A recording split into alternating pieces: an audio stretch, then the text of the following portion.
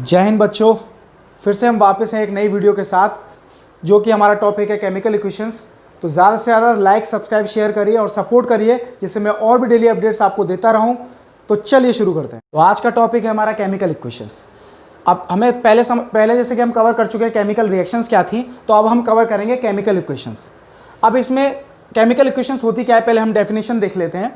The method of representing a chemical reaction with the help of symbols and formulae of the substances involved in it is known as chemical equation। अब इसमें क्या बोला जा रहा है कि एक केमिकल रिएक्शन को रिप्रेजेंट किया जाए सिंबल्स और फॉर्मूले के द्वारा, जिससे कि वो इजी हो जाए। ठीक है, केमिकल इक्वेशन जैसे कि ये वर्ड इक्वेशन हम ले लेते हैं, इसको हम वर्ड इक्वेशन बोलते हैं। ये थोड़ा लॉन्ग रहता है। जिंक प्लस सल्फ्यूरिक एसिड, इसमें प्रोडक्ट बन रहा है हमारा जिंक सल्फेट और हाइड्रोजन इवॉल्व हो रही है। तो इस रिएक्शन को हमें क्या ज़रूरत है कि हम इसको केमिकल इक्वेशन को बनाएं। केमिकल रिएक्शन को हम केमिकल इक्वेशन में क्यों रिप्रेजेंट करें? क्योंकि ये शॉर्ट होता है और हमें जल्दी से जल्दी ये याद रहेगा। ठीक है, और लिखने में भी इजी रहेगा हमारे लिए, तो इसलिए हम केमिकल इक्वेशन बनाते हैं।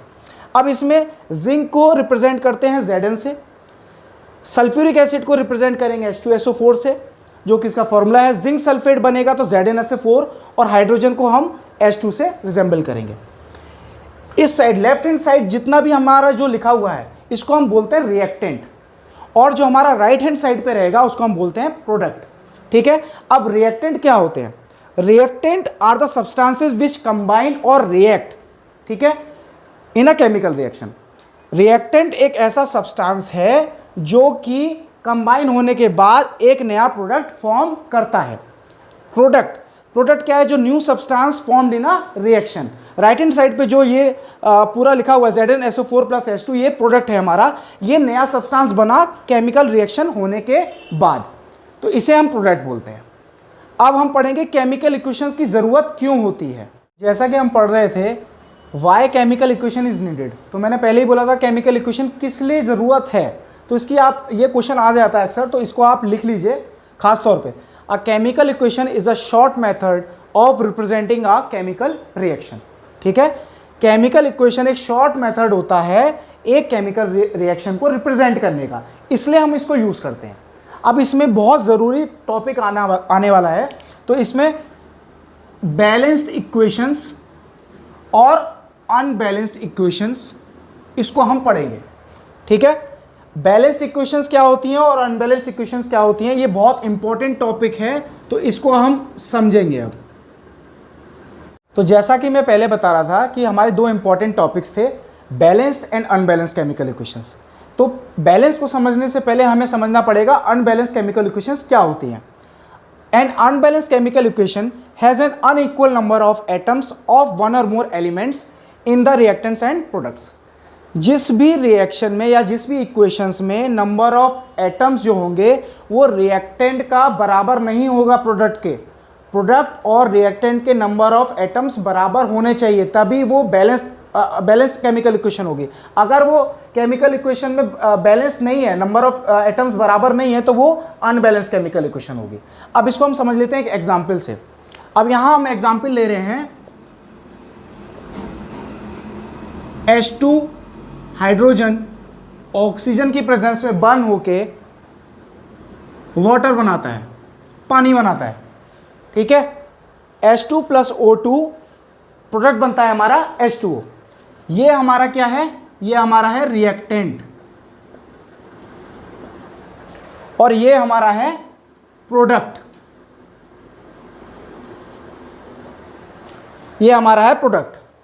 अब इसमें हम देखेंगे जो रिएक्टेंट है, जो हमारा लेफ्ट हैंड साइड है, इसको हम लिख लेते हैं LHS। अब यहां नंबर ऑफ एटम्स हम काउंट करेंगे हाइड्रोजन के भी और ऑक्सीजन के भी। सेम प्रोडक्ट में जो हाइड्रोजन है और ऑक्सीजन है, उनके भी नंबर ऑफ एटम्स हम काउंट करेंगे। अब यहां देख लीजिए, नंबर ऑफ हाइड्रोजन एटम्स कितने हैं? 2, और नंबर ऑफ ऑक्सीजन एटम्स वो भी कितने हैं? 2। लेकिन जब हम RHS जाते हैं, मतलब कि राइट हैंड साइड पे जाते हैं, जो कि हमारा प्रोडक्ट है, तो वहां अगर हम चेक करें तो हमारे नंबर ऑफ H एटम्स कितने हैं? 2 हैं, और ऑक्सीजन का एटम जो है वो 1 है। ठीक है, अब यहां हम देखते हैं, देखिए यहां रिएक्टेंट में नंबर ऑफ एटम्स कितने थे, 2 थे, और same number of oxygen atoms कितने थे, 2 थे। लेकिन हमारे जो राइट हैंड साइड है, जो प्रोडक्ट था, प्रोडक्ट में हमारे नंबर ऑफ एटम्स 2 थे, ये इक्वल है, लेकिन यहां पर जो नंबर ऑफ ऑक्सीजन एटम्स थे वो हमारा 1 है। तो यहां पर क्या हो गया, ये अनइक्वल है, तो अनइक्वल नंबर ऑफ एटम्स है, तो ये क्या हो गया, ये एग्जाम्पल हो गया अनबैलेंस्ड केमिकल इक्वेशन का। अब हम आगे समझेंगे कि हमें एक अनबैलेंस्ड केमिकल इक्वेशन को बैलेंस इक्वेशन क्यों बनाना होता है। तो जैसा कि मैं आपको पहले बता रहा था कि एक केमिकल इक्वेशंस को बैलेंस करने की क्या जरूरत होती है। अब जैसे कोई अनबैलेंस्ड केमिकल इक्वेशन है तो उसको बैलेंस करने की क्या जरूरत है। अब क्वेश्चन ये है, why we have to balance the chemical equation. इसको नोट कर सकते हैं आप। Answer, according to the law of conservation of mass, matter can neither be created nor be destroyed in a chemical reaction. कोई भी तत्व है, मान लीजिए जो रिएक्टेंट में हम कुछ भी ले रहे हैं, तो वो मैटर कभी भी खत्म नहीं होगा और ना ही कुछ नया प्रोडक्ट बनेगा। ठीक है, मतलब मास जो रहेगा वो हमेशा बराबर रहेगा मैटर का। मान लीजिए कोई रिएक्शन हो रही है, जैसे कि हम मान लेते हैं, इसको सपोज करिएगा, जैसे हाइड्रोजन और ऑक्सीजन का रिएक्शन हो रहा है। ठीक है, अब इसमें बन रहा है वाटर, तो जो रिएक्टेंट का वेट होगा, मास ऑफ रिएक्टेंट,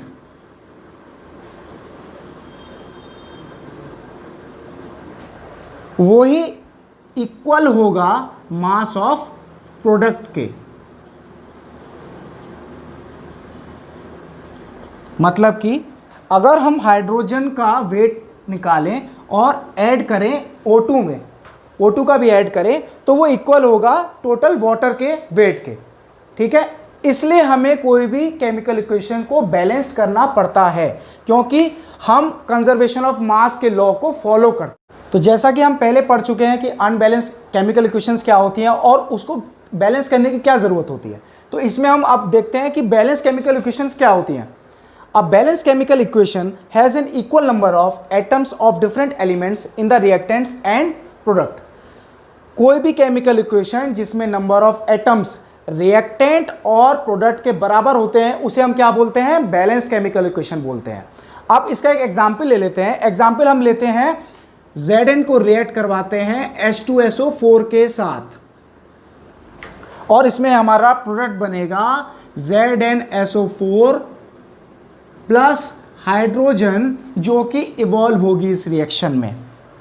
अब इसमें देखते हैं, अब इसमें क्या करेंगे, ये हमारा LHS है और ये हमारा RHS, राइट हैंड साइड और लेफ्ट हैंड साइड।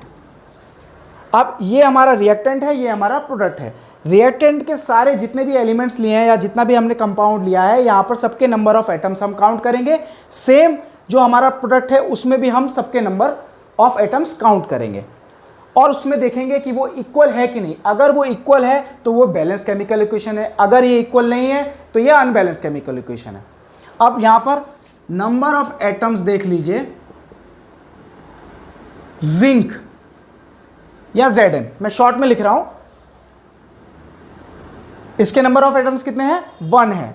अब यहां एटम्स हाइड्रोजन के कितने हैं, 2। ठीक है, अब यहां सल्फेट का कितना है, या सल्फर का, सल्फर के यहां पर है 1 एटम। ऑक्सीजन के यहां कितने एटम्स हैं, 4। अब ठीक प्रोडक्ट में हम काउंट करेंगे, प्रोडक्ट में Zn कितना है, 1। सेम, अब यहां पर सल्फर कितना है, 1, ऑक्सीजन कितना है, 4, और हमारा हाइड्रोजन कितना है, 2। तो यहां पर नंबर ऑफ एटम्स इक्वल है, प्रोडक्ट के रिएक्टेंट के बराबर है। तो ये क्या हो गया, ये एक बैलेंस केमिकल इक्वेशन हो गई। तो बच्चों अब हमारा नेक्स्ट टॉपिक रहेगा बैलेंसिंग द केमिकल इक्वेशंस। ये टॉपिक अब हमारा कंप्लीट हो चुका है केमिकल इक्वेशंस का, अब हम बैलेंसिंग सीखेंगे नेक्स्ट टॉपिक में। तो please like, subscribe and share, ज़्यादा से ज़्यादा सपोर्ट करिए, जिससे मैं डेली अपडेट्स आपको देता रहूँ। Thank you.